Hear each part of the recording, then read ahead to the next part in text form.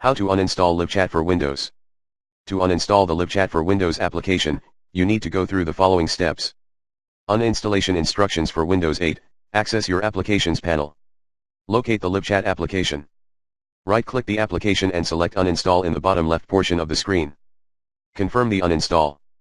Uninstallation instructions for Windows 7 and below, access your control panel. Select Uninstall a program in the Programs section. Locate the LiveChat application and double-click it. Confirm by selecting Uninstall.